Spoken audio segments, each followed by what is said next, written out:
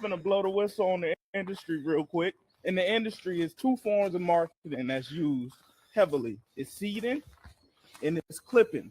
Whenever you see academics, say cheese, rap, bars, etc., all posting the same thing around the same time with the same narrative, that's a seeding campaign. It means someone gave them a budget and some content and a narrative to spread to the world. Hold on. So you said someone gives them content? You gave them the content. You made the content. You the one that said the shit. Out your mouth. I had a moment in my journey where I had grew a disdain for Wayne, and I'm like, damn, this nigga wasn't talking about nothing. I'm energized, women lie, on God, numbers don't. Started talking about moves, that's right, when she got close. It's Young, the one who do it. Numbers don't lie. That's the movement. Now let's get to it. We got artist LaRussell who just signed to Roc Nation, getting a lot of negativity and pushback from fans over his opinion over Lil Wayne, his career, his contributions to hip hop. But before we get to that, let's check this clip of what he said about Lil Wayne 7 months ago. Seeing the volume of work that you put out and the ability to just continue to just churn it out. Even yesterday, you're scrolling through your phone, you're like, I write so much, I gotta find this new verse. Yeah. To me, that makes me think of mixtape Wayne era, right? Or even Gucci Mane, maybe, right, when he was starting out, where it's I'm gonna flood this, right? I'm gonna make sure I'm out here. Yes. How much of those guys influence what you do? Do you take anything from that kind of mindset? Completely. Mixtape Weezy.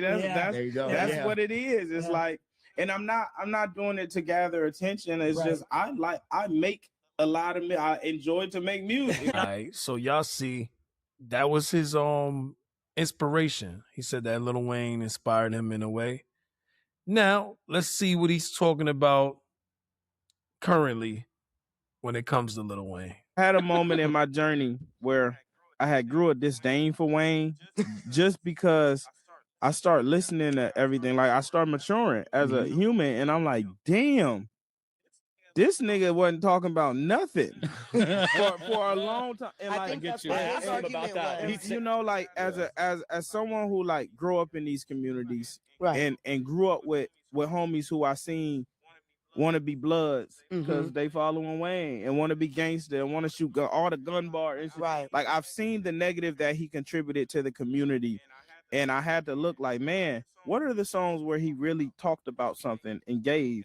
And out of 1,000-song catalog, everybody came out the woodworks and told him, bro, you are out of line for saying that about a legend. Yes, Wayne has some bullshit songs, but the man's catalog also has records with substance. And you can say that about any artist out there, even the guy that just signed you, Jay-Z. So a lot of people thought the timing was weird. Now that's a fact. That is a fact. Jay-Z on record says that he literally sold crack to get where he's at. So, yeah, I mean, if you're going to say he's so negative and he was repping the gangs and all of that, repping blood, I don't think he's the only guy in the hip hop community to just point at him and shoot at him directly and to say that he's the one that's the worst. Because that's what it sounds like. It sounds like you saying that he was just terrible, that he didn't have anything of substance. I think that would be a little bit off. You just signed to Roc Nation. 7 months ago, you was talking highly of Lil Wayne. You were saying that, he was an inspiration for you. Now, all of a sudden, he ain't have shit. He ain't do nothing for the culture. So this is what he said. He said, since when have anything I said or done mattered in the industry? Last month, I was a nobody to niggas. The caption says, since signing with Jay-Z. What the F that got to do with anything? Now I'm worthy of posts by 100 blogs with the same narrative and caption. Same clip, same timestamps. Everybody watching my interviews now. Cut it out. Niggas hate Hov so much they funding the downfall of any and everything attached to him. I'm still a nigga from Vallejo. I ain't going. I'm finna blow the whistle, meeting in the backyard. All right, so it sounds like you're not being very accountable for your actions, and your actions would be getting signed to Roc Nation, especially at a time like this with all the things going on attached to Jay-Z, the Epstein files being one of the things at the top. I mean, he had the false son, supposedly, who looks just like him. I ain't gonna lie. Then you also had the Diddy situation. And then you had some other accusers that was coming under Tony Busby. So much is going on right now. You got the Nicki Minaj situation. Then you got Tory Lanez, allegedly did not shoot Meg Thee Stallion. Bro, this is what it is. You know what you came into. You smart enough to know what's going on and how it's going to be. You under the microscope now. You're not just in the backyard no more, bro. So you got to change up. You got to be ready for the energy because you went from being independent to now you sign in with a major. So you got to be ready for that major situation. But let's see. This was his response to all the backlash and criticism that he was receiving. Wayne Carter, real niggas fuck with me and I don't give a fuck who don't. And niggas can spin it however, but you know, my message wasn't even out of malice. I love Wayne. Man, I wouldn't be the rapper I am today without. He inspired me to do so much. He inspired me to have bars. But he also inspired me to smoke weed, sip lean, fuck bitches, shoot guns, all those things. And I turned out great. But that's the power of being influential, nigga. I love Wayne, nigga. Fuck y'all. I'm finna blow the whistle on the industry real quick. In the industry is two forms of marketing that's used heavily. It's seeding and it's clipping. Whenever you see academics, say cheese, rap, bars, etc., all posting the same thing around the same time with the same narrative, that's a seeding campaign. It means someone gave them a budget and some content and a narrative to spread to the world. Hold on. So I think the accountability, like I said, is something that's missing. Nigga, you said someone gives them content. You gave them the content. You made the content. You the one that said the shit out your mouth. We didn't see nothing that was created. It wasn't AI. It was you. You the one that said the words that came out of your mouth about Lil Wayne. But now, all of a sudden, you don't want to stand on that shit, brother. You got to stand on that shit. You know what I mean? This is where you're an influential artist, like you said. It's power to that. So you got to know what you say. And you got to be ready to stand behind the shit that you say. But apparently, the man is now apologizing. The pressure got to him. It's too much. And I guess he just feels like it's time for me to just kind of sweep it under the rug. So let's see what the apology looks like. Think about this Wayne stuff. Some niggas been hitting me like, ignore it, fly over it, don't even talk about it. But that's not like who I am or how I am. When I got an issue, I'd rather over communicate on how I feel and how it make me feel. I don't even like want the energy of niggas debating Wayne's legacy to be around me. This is really a war of perspectives. I meant no malice. Like, nigga, I love Lil Wayne. I would never diss that nigga legacy. Like, that nigga mean too much to me, right? But that's me living in me. Like, I know when I said it, I meant that. But perspective is key because how it's received don't always be how you sent it. If you offend a nigga, you have no jurisdiction or right to be like, well, I didn't mean that, so you can't be offended. The punch landed on me, and I'm offended, you know, and I respect that, and I empathize for that, because if I was on the other end, I could see how one could take it as such. I don't even want niggas taking my side. My personal opinion of my experience wasn't to be taken as the world's experience, but that's a flaw on me, because I could have used better words to explain what I was trying to say. The ego in me is always like, nigga, I'm not gonna apologize for some shit I went wrong. Nigga, I went wrong. You feel me? But the human. So if you're not wrong, then what are you actually apologizing about? Because last time I checked, if you're not wrong about something, you don't apologize. So what are you actually apologizing for? Is it because people felt a way and you feel a way that people feel a way? Because that wouldn't make any sense. I don't actually understand that at all.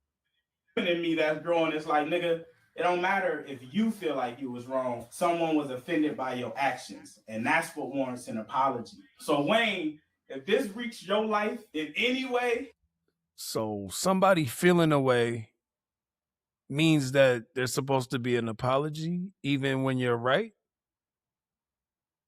You gotta make that make sense, man. These new niggas don't be making no sense.